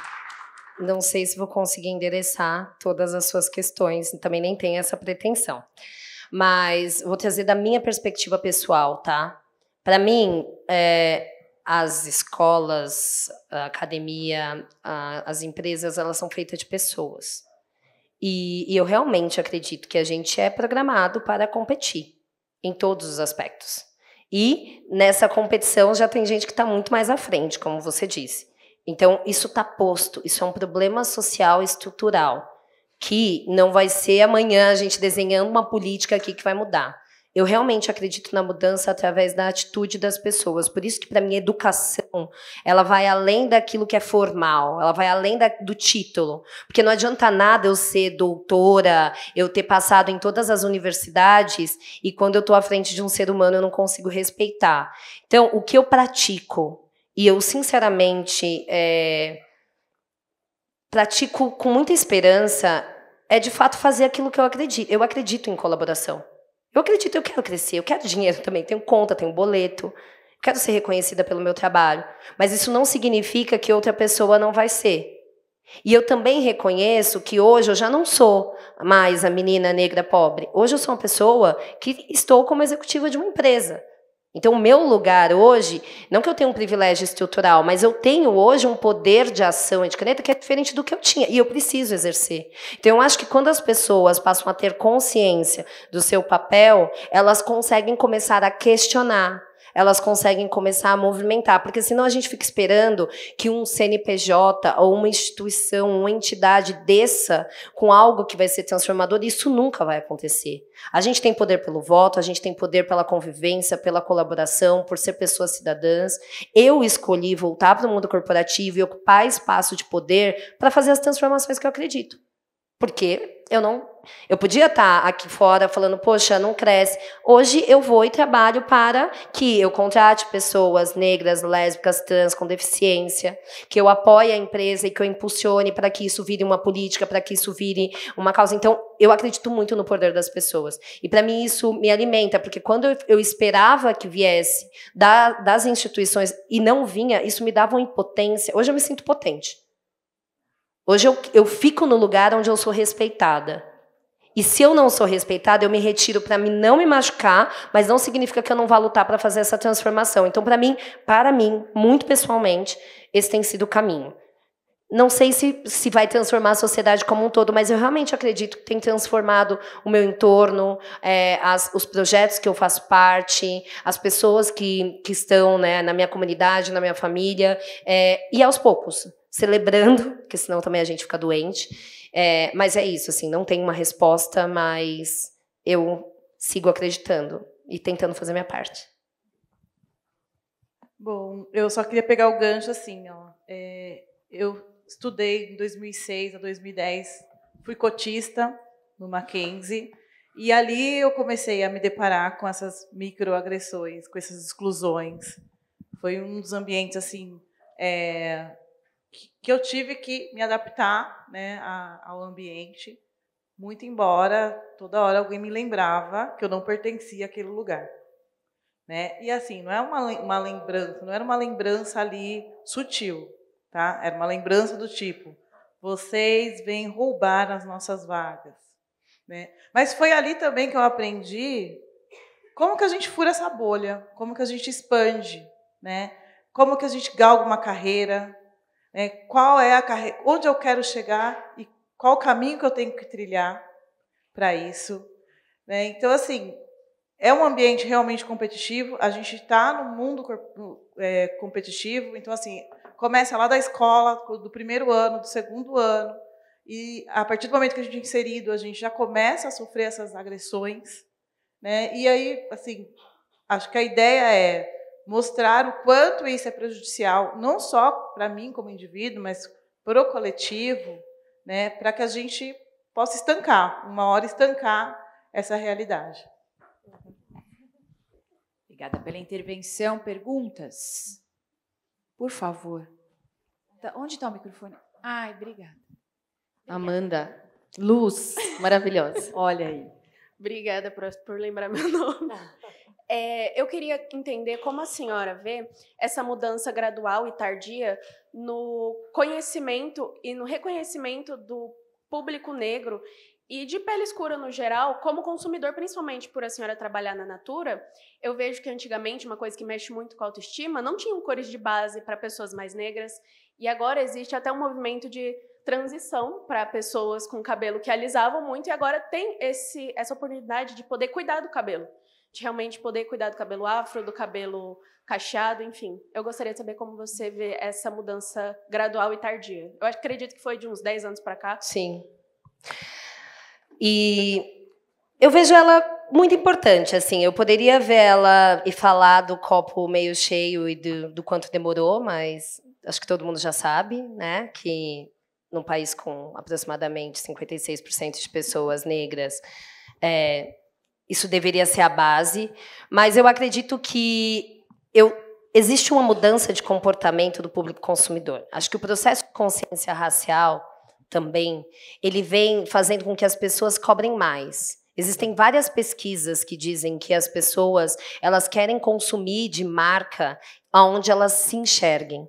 que tenham produtos que considerem as perspectivas dela, não somente de pele, de textura de cabelo, mas de se ver representada. Né? Então, se uma marca foi cancelada, por exemplo, porque de fato não, né, atuou de forma discriminatória, as pessoas não querem mais, principalmente a nova geração. Então, por isso que eu acho que é poderoso. Isso tem forçado as empresas que não, se não quer por moral, porque é apaixonada por valores, a empresa precisa fazer para se manter no mercado. Então, hoje, quando você vai olhar as pesquisas de negócio, então você pega a Kantar, você pega a McKinsey, todas essas grandes consultorias estratégicas globais que falam de negócio, elas já falam que não tem mais como voltar atrás. E não só no Brasil, em todo o mundo. Acontece que a história do Brasil é isso, há 20 anos aproximadamente, um pouco mais de 20 anos, que a gente passou a reconhecer que era necessário um processo de reparação. E aí as pessoas, falei de mim, que eu demorei, a sociedade sempre me contou que eu era uma pessoa negra. Eu alisei o cabelo, eu tinha cabelo liso, loiro, era um negócio assim, eu tentava de todas as formas me negar. Quando eu me descobri negra, e a gente fala se descobrir negra, num sentido de me aceitar, aí eu quis consumir. Mas percebe que antes eu estava lá tentando comprar shampoo para cabelo liso. Tipo, não sei, acho que eu tinha na minha cabeça que se eu usasse shampoo ele ia alisar, não sei. Ou até mesmo, né, base, a gente tipo tentar ficar mais branco. Então, eu acho que caminha com um processo de consciência cidadã, do seu direito, do seu papel de cobrar, de exercer. A gente tem um poder muito grande, que é o poder de compra. Nenhuma empresa sobrevive numa sociedade se ela não vender. E quem que compra aqui no Brasil? Se a gente olhar para os recortes. Então, eu acredito que a grande maioria das empresas estão sendo forçadas a isso, o que é muito bom. E eu acho que também existe uma entrada de pessoas diversas nas empresas que muda a perspectiva. Eu, por exemplo, sou uma pessoa sem deficiência. Eu não tenho esse lugar de vivência. Eu passei a trabalhar com pessoas com deficiência, com diversas deficiências, e eu passei a enxergar o mundo de outra forma, e eu não estou romantizando. Porque, para mim, o normal era aquilo. A gente acha que as coisas são normais a partir da nossa perspectiva. Mas não. O meu normal, ele não era acessível. O meu normal era excludente. Então, quando você traz essas pessoas e elas passam a questionar, a ocupar espaços, a participar de lugares de decisão, a participar de lugares de cocriação, de inovação, você também vai empurrando. Então, percebe quando a gente fala do poder da inovação, da diversidade? As pessoas precisam chegar, que é a diversidade, elas precisam ter segurança e espaço para colocar, porque assim... Gente, a minha mãe foi sacoleira por muito tempo. Minha mãe, que a gente chama da se viração. O que hoje a gente chama de empreendedorismo, a maioria das nossas avós e mães dava um jeito. Tem muita coisa que hoje a gente nomeia como inovação, a gente fala, a gente gourmetiza algumas coisas que a periferia já fazia. Então, quando você é de um grupo subrepresentado, desses que a gente está falando, você tem uma história de vida, uma experiência que foi te dando essas tecnologias sociais. E quando isso chega dentro da empresa e de fato é acolhido, isso é muito potente. É o que eu costumo dizer, uma mãe... Eu não sou mãe, não é o meu lugar, mas o que eu observo das mulheres, o que uma mãe tem que desenvolver de gestão de tempo, de produtividade, de criatividade, de inovação, são todas competências que as empresas querem. Só que ainda existe um estereótipo de que por ser mãe, não pode. Então, é passar esse novo olhar. Então, eu realmente acredito que o mercado está cobrando. E empresas que querem se perpetuar no tempo, empresas que querem, de fato, ter investimento, porque hoje você pega as grandes casas de investimento, elas estão com foco em ESG. Com foco muito grande, né, no ambiental, mas muito grande no social. Por quê? Porque na hora em que uma empresa é cancelada e que as ações caem, todo mundo perde. Então, para mim, eu acho que é esse movimento que está acontecendo, sabe? Boa noite. Aqui. Ismael. Pode falar. Boa noite, Aline, tudo bem? Aqui. Ai, meu Deus, oi. É o Gerson, né? Isso. Gerson. Eu tenho um comentário e uma pergunta. Há alguns anos a gente vê um reforço de um ideal de que toda discussão sobre gênero, sobre raça, sobre sexualidade são mimimis ou são vitimismos, enfim. principalmente na política, em nível federal, desce para o estadual, para o municipal, e, infelizmente acaba caindo nos chefes de casa, chefe de bairros, enfim. A dúvida que eu tenho, e ainda reforçando o que o aluno disse lá, o nome dele, sobre educação, que isso reverbera muito na sociedade, principalmente acaba engendrando em todo mundo, principalmente utilizando hoje de meios como as redes sociais, TikTok, Instagram, que são grandes disseminações desse tipo de informação, desse tipo de ideal que é muito prejudicial. A minha dúvida, para sair um pouco da política, é entender como isso chega nas empresas e como isso interfere na evolução. E quem sabe, um dia, você passar para uma quarta profissão, digamos assim, porque isso vai só fazendo um retrocesso em tudo que foi conquistado ou tudo que a gente acha que foi conquistado ao longo dos anos. Dentro das empresas, tem uma coisa que é muito importante, que é a cultura. Então, uma empresa ela tem as crenças dela, os valores dela e uma cultura que sustenta um negócio, não é uma coisa de ideal, precisa ser sustentado. Porque pensa que hoje a gente vive num mundo super competitivo e as empresas competem por talentos. Elas precisam ter as pessoas que são mais inteligentes, que vão entregar os maiores resultados para ela.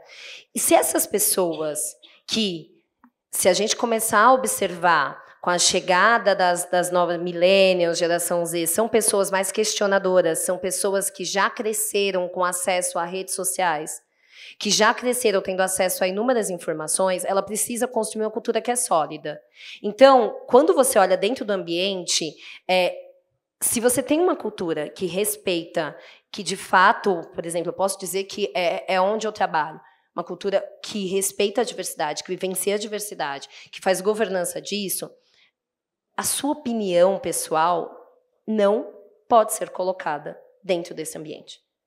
Dentro deste ambiente existe uma regra, uma política de convivência, digamos, uma lei interna que, se você não cumprir, existe os meios, compliance, existe todas as ferramentas.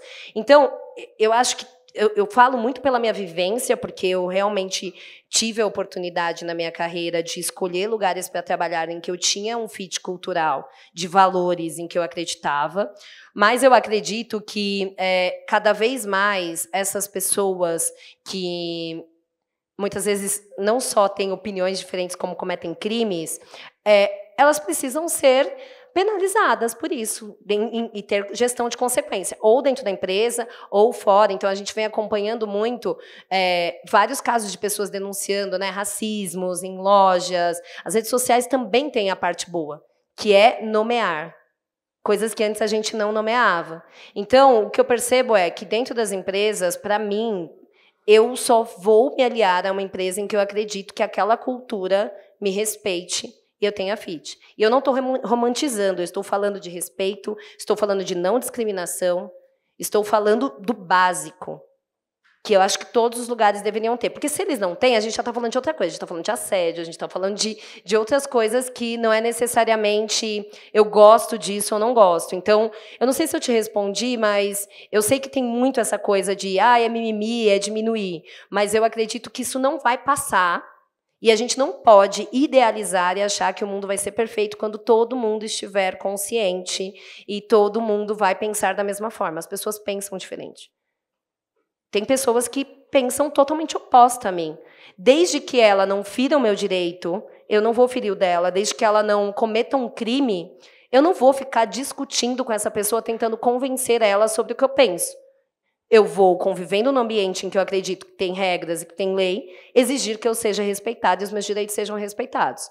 Então, eu acredito que esse é o caminho. Assim, eu não acho que vai ter uma hora que todo mundo vai entender, porque tem perspectivas diferentes, né? Eu não vou dar minha opinião sobre a perspectiva do outro, mas é isso. Eu acho que a gente precisa trabalhar na base do respeito. Bacana. Queria só fazer um comentário, antes da Débora falar. Aline, traz aqui, né, para a gente a tua experiência de uma coisa também que eu aprendi muito nas diversidades, que é as etapas, né, a importância de se falar de diversidade, se ter consciência da potência da diversidade nessa etapa que você já traz para a gente, né? É a negação, primeiro a negação, depois a descoberta do marcador social da diferença, e para que essa descoberta não jogue a pessoa emocionalmente lá para baixo, porque às vezes a descoberta é muito dolorosa. E a descoberta tem que ter por trás um apoio que eleve essa autoestima, que é justamente a luta da diversidade. E nessa luta, muitas vezes, os próprios grupos da diversidade às vezes não enxergam a dor do outro marcador, né, de diferenças. Então, como que a gente consegue trabalhar isso? Como é que você faz isso para que a gente saia da etapa da negação para chegar no conhecimento e para chegar na autoestima, né? Porque às vezes o conhecimento também traz a pessoa para um ambiente de muita tristeza, de muita dor. E a gente tem que fazer com que a diversidade mude isso. Como é que você tem... eu tenho até um livro que eu quero indicar, que é da Grada Quilomba, Memórias de Plantação, que ela trata exatamente dessa jornada, né? E ela trata dessa jornada principalmente para as pessoas, porque todo mundo é diverso, todo mundo tem algum marcador, né? Como eu falei, se existe a pessoa negra, porque existe a pessoa branca, se existe... Então, todo mundo tem. A questão é que eu falo que as pessoas que estão e são consideradas, né, tendo como característica aquilo que é considerado de prestígio, de poder, e aqui trago, né, são homens, brancos, héteros, cis, sem deficiência, de classe alta, na grande maioria, essas pessoas, elas não se enxergam também enquanto pessoas diferentes. E muitas vezes não enxergam que estão em lugares de privilégio. Então, quando a gente começa a tomar consciência, por exemplo, eu começo a tomar consciência de que eu estou marginalizada, de que eu estou sofrendo opressões nos lugares que eu nomeio que tem alguém me oprimindo. E quando eu nomeio que tem alguém me oprimindo, essa pessoa ela não tinha consciência, então ela sente, primeiro a negação, ela fala, não, até parece... eu não faria isso, eu tenho familiares, eu tenho, né? Ela não quer ser mal, porque a gente vive num mundo também de binarismo, né? Tem o bom e o mal. Não existe esse meio. Então, ninguém quer ser mal, ninguém quer falar que é racista. Então, eu não quero ser mal, eu nego. E aí o processo de educação, de nomeação, de consciência, aí eu vou começando a entender, entendi, existe um problema, então pelo fato de eu ter esta característica, não é uma ação minha, tá? Mas aí eu fico com culpa, porque eu falo, poxa, mas e agora? Mas eu não fiz nada, né? Não maltratei ninguém, eu só dei o meu melhor e tô aqui onde eu tô. Aí eu vou para um lugar de culpa que parece uma disputa. Parece que assim, então agora, e esse é um grande problema, porque a gente vive numa disputa. Numa polarização, e aí não estou falando de política, estou falando de quando a gente senta para conversar sobre diferença, a minha dor é maior que a sua. E para mim, assim, existem muitas nuances de dores. Existem muitas interseccionalidades. Eu sempre falo, gente, eu não estou falando que o fato de você não ser uma pessoa negra, por exemplo, que você não teve uma história difícil. Porque você pode ter uma questão de classe, você pode ter vindo da periferia, eu não estou falando isso. Eu estou falando que, muitas vezes, uma pessoa em situação de rua que é branca, ela consegue entrar na padaria para fazer xixi, e uma pessoa negra não. Por conta da cor. Né? E eu já escutei muitas vezes do tipo, mas eu também sofri racismo, me chamavam de branquela azeda. Eu também sofro discriminação, porque na escola falavam tal coisa, e aí tem uma amiga minha que fala assim, mas as pessoas não atravessam a rua quando você está andando por medo de ser assaltado. Então, isso tudo começa a doer, e dói em todo mundo. Existem dores dos dois lados. E aí a gente fica nesse lugar da culpa, do binarismo e do ataque. E aí, para mim, por isso que é encantador o processo de educação e de cada um saber que, assim, você pode não ter um lugar de fala, acho que você trouxe isso muito bom, mas você tem um lugar de ação. Qual é o seu lugar de ação? Qual é o poder da sua caneta? Aline, mas eu sou uma pessoa estagiária. Você tem poder, de alguma forma. Nem que seja para falar para uma pessoa do lado, falar, não faz isso, não está legal. Nem que seja para levar um conhecimento para a sua família. Ou você é presidente de uma empresa. Então, assim, o problema é que a gente está sempre também querendo mover tudo para a solução, sendo que vai ter que ser de passinho em passinho. Então, as pessoas entenderem quais são os papéis delas, independente do lugar de fala que ela tenha. Então, se você é uma pessoa branca, você tem um lugar de fala de uma pessoa branca. Reconhecer o seu privilégio como pessoa branca, entender quais são os espaços que você ocupa e quais são as possibilidades desse espaço que você tem para falar com as pessoas, para tomar decisões, para comprar de pessoas diferentes. E aí, quando a pessoa entende que ela pode ter uma ação, ela sai dessa culpa. Porque eu realmente acredito que a grande maioria das pessoas são boas. Elas não querem fazer mal. Eu realmente acredito isso. Elas só não sabem como. Então, por isso que eu acredito que a soma de esforços da sociedade, das políticas públicas, da empresa, para começar a entregar essas ferramentas, esse conhecimento, e as pessoas começarem a entender como se move em direção a isso, é muito importante. Porque senão todo mundo vai ficar preso ou na negação, ou na culpa, ou na dor do sofrimento dessa exclusão. Então, não é um caminho fácil, não é óbvio, mas eu acredito que a gente precisa começar a somar, nomeando o papel de cada um, sabe? É uma batalha, cada um tem um papel, sabe? Eu vou perguntar para a Aline. A gente tinha colocado um limite de até 1h30, né? Até por conta... Verdade. E já, assim, o tema ele é apaixonante, dá para perceber, né? Os alunos super interessados. Como tinham já 2 inscritos, me desculpem se eu estiver pulando alguém. Tudo bem, Aline, você tem fôlego para mais 2 e a gente Vamos encerra? para mais 2. Então, Débora, é que eu tô com a visão mais longe, só para não ser injusta com o Ismael. O Ismael tá assim, ó, o tempo todo ali levantando a mão. Pode ser o Ismael e depois a Débora? Pode ser? Só para não ser injusta com ele. Você tá sem microfone? Já pegou. Olha lá. Boa noite a todos e todas. Meu nome é Ismael, sou do 1º ano. É uma alegria, né, rever as minhas professoras, a doutora Renata, a doutora Denise.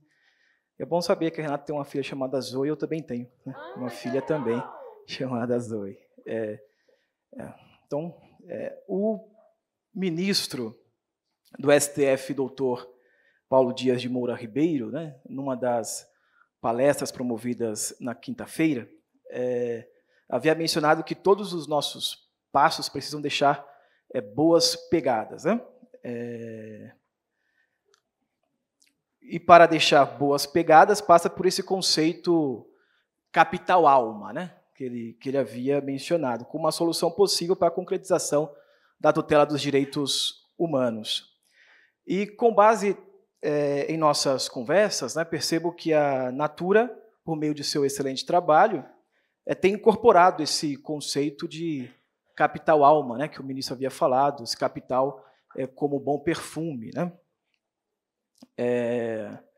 No entanto, acredito que por essa postura da empresa, né, de principalmente se atentar às necessidades daquelas pessoas que tiveram e têm os seus direitos violados, sofrem inúmeras represárias, né? Principalmente de grupos ligados a grupos conservadores fundamentalistas, né, uma boa parcela desses grupos conservadores fundamentalistas. Como a empresa, ou a senhora, tem lidado com essa questão? Eu vou responder por mim, tá? Na verdade, hoje, na minha atuação, eu tenho a segurança de que tudo que a gente faz, dentro e fora, está muito respaldado por toda a liderança e por todos os fundadores. Então, por isso que eu falo que é importante ter uma estrutura e uma base, uma política e um direcional estratégico. Porque vai vir, como já teve, acho que se vocês colocarem na internet, várias vezes já teve cancelamentos, né? Mas quando você faz isso com os seus valores de verdade, você tem que sustentar. Porque senão você vai estar toda hora mudando seu posicionamento. Então, eu não sei se foi isso que você escutou na outra palestra, mas depois até indico para você buscar, que é essa visão desse capitalismo de stakeholders, né? Então, você considera todas essas perspectivas da sociedade, dos acionistas, e aí quando a gente olha para a Natura e para a Avon, que é uma empresa da Natura, a Avon, ela empoderava mulheres por meio da venda, né? Acreditava que uma mulher podia vender quando ela não podia nem votar. A mulher não podia votar, tem mais de 100 e poucos anos. E a mesma coisa, então a empresa nasce com um propósito e permanece com ele. Então, isso eu acho que é muito importante. Por isso que eu tenho muita segurança de saber que eu faço um trabalho hoje que, em breve, ele vai ficar menor, cada vez mais, porque isso é não só genuíno, isso é da visão de negócio. É assim que a empresa quer, é assim que ela vai trabalhar. Então, não digo que é mais fácil de sustentar, porque nunca é fácil, mas quando você tem coerência estratégica de visão, de valores e de crença, não vai ser a opinião de algumas pessoas que vai mudar. Porque tem pessoa que não vai querer e está tudo bem. Né? A gente não vai discutir, mas você vai manter aquilo que é seu, que é coerente. E eu falo disso porque é assim que eu me sinto também. Eu também, nem todo mundo gosta do que eu penso, do que eu falo, da forma como eu ajo, só que eu realmente acredito no que eu estou fazendo. Estou sempre aberta para uma evolução, para um aprendizado, mas genuinamente eu acredito, eu estou seguindo os meus valores. Então, se houver um hate ou alguém, né, para me cancelar, eu vou me sustentar nisso, naquilo que é minha crença e naquilo que eu me proponho a fazer. Obrigada. Boa noite. Meu nome é Débora, eu sou aluna do 1º ano. E eu quero trazer uma outra perspectiva, uma outra abordagem que sai da questão da empresa privada, porque a minha experiência já de... Eu pareço novinha, mas eu já tenho 25 anos de gestão pública. Legal. E eu trabalhei na Secretaria de Saúde do Estado da Bahia. E aí, só para... Essa semana, eu recebi uma mensagem num grupo de amigas e ela falou, estava mostrando uma candidata e falou, olha, minha cunhada, vota nela que ela é muito bacana. Eu falei, tá, mas me passa o que sua cunhada pensa, porque é isso, eu não voto em pessoas racistas, eu não voto em pessoas homofóbicas, então, legal que ela é uma cunhada legal, mas assim, por que eu estou falando isso? Porque as coisas não vão mudar se a gente não parar para também prestar atenção em quem faz política pública e nos diversos níveis da política pública, seja no judiciário, no legislativo, no executivo, principalmente, que o judiciário a gente não vota, mas porque faz toda a diferença. E aí eu estava falando da Bahia, a Bahia, a secretaria fica em Salvador, a cidade mais negra do país, e eu fiquei, assim, perplexa com algumas coisas com que eu me deparei na área da saúde, que como é que podia, a perplexidade era, como é que podia ainda isso ser assunto, e ainda, eu estou falando de 16 anos atrás, e ainda é assunto, por exemplo. E aí, a importância do que você está falando, de pegar um caso, é aquela coisa de que cada um importa, cada vida importa, cada sofrimento importa. Pegar um caso para discutir e transformar em política pública. Então, eu dei o exemplo na palestra que teve essa semana, que a palestrante estava falando sobre racismo, falou também sobre racismo mobiliário, do quanto que as mulheres negras, isso tem pesquisas, têm menos acesso a várias coisas. Por exemplo, um exemplozinho, analgesia no parto. Mas isso está travestido, não é racismo, é porque as mulheres negras são parideiras, elas têm quadril mais largo, elas sentem menos dor, elas aguentam mais a dor porque elas são mais fortes. Parece que é um reforço positivo, mas é racismo.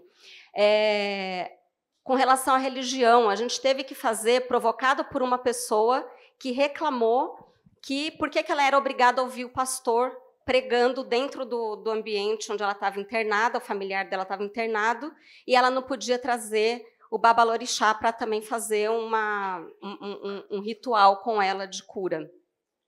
E isso fez a gente parar para discutir essa questão de forma ampla com relação às religiões, e todas podem entrar no hospital, menos a mãe de santo vestida. E era isso, se ela não estiver vestida, para não assustar as pessoas, porque mãe de santo assusta. Isso na Bahia, né, Débora? Na Bahia, em Salvador. E mãe de santo assusta. Então, se ela não estiver vestida de mãe de santo, ela até pode, mas também não pode pipoca, não pode E aí isso ensejou, então, a realização de um grupo de trabalho que montou uma portaria regulamentando o acesso à assistência religiosa nos hospitais do estado da Bahia. E tem vários outros exemplos. Só que o que eu estou querendo dizer é que é isso na empresa e é isso na gestão pública. Se a gente não ouvir, não provocar e não fizer, foi uma portaria para uma questão, e isso é importante. Respeitar a marcha para Exu, que eu vi na internet o povo falando, isso é provocação. Não é provocação, tem marcha para Jesus, tem marcha para Exu e tem marcha para mais o que o povo quiser. Então, assim, é respeitar a diversidade, e isso precisa aparecer. E que bom que as pessoas estão a fim de fazer esse enfrentamento, não no sentido de brigar, mas de mostrar que é legítimo é legítima a minha crença, é legítima a minha cor, é legítimo o meu direito de ser. É isso, obrigada. Maravilhosa.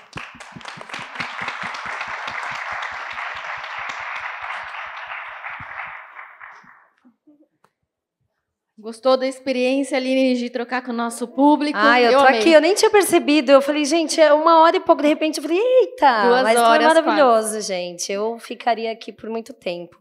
É muito bom, assim. Primeiro que eu acho que quando a gente fala, a gente se escuta.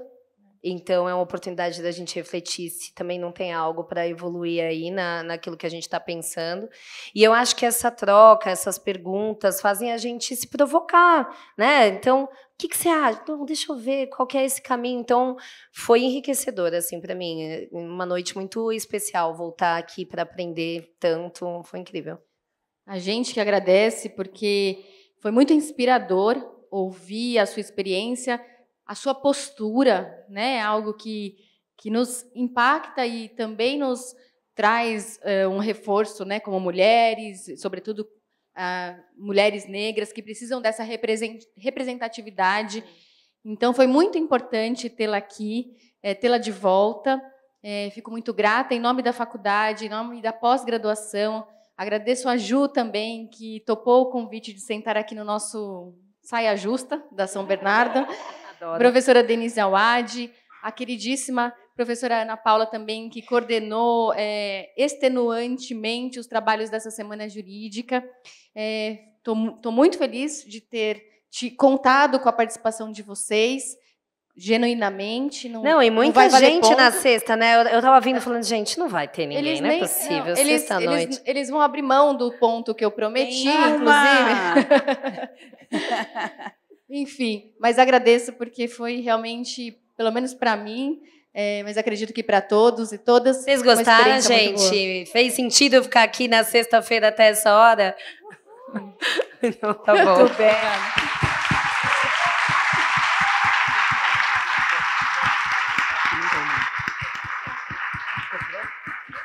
Obrigada, Aline. Eu não posso terminar sem antes agradecer todo mundo que trabalhou por essa Semana Jurídica também, o pessoal da comunicação social, o pessoal do TI, do audiovisual, os funcionários que contribuíram todos os dias com a aferição da presença de todos vocês. E também gostaria de dizer da minha honra de poder estar aqui, te receber de volta à sua casa. Quando a gente estuda, a gente cria um carinho imenso pelo lugar onde a gente estuda, então retornar é uma emoção ímpar. E dividir aqui os trabalhos com a professora Renata, que é uma pessoa querida de todos os alunos, competente, dedicada. Professora Denise, que eu não dispensa apresentações, que vocês todos também são alunos, trabalho sério, dedicado. A Juliana, que está aqui com a gente na pós-graduação de diversidades, coordenada pela professora Renata. Os professores Paulo, Rui Décio e Marcelo Koch, que nos acompanharam aqui hoje. Eu agradeço em nome do nosso diretor, professor Rodrigo Gago, que não pôde estar presente conosco, porque a mesa foi preponderantemente feminina. Na verdade, nós o representamos aqui nesse ato. Obrigada, gente. Foi uma semana intensa e muito construtiva.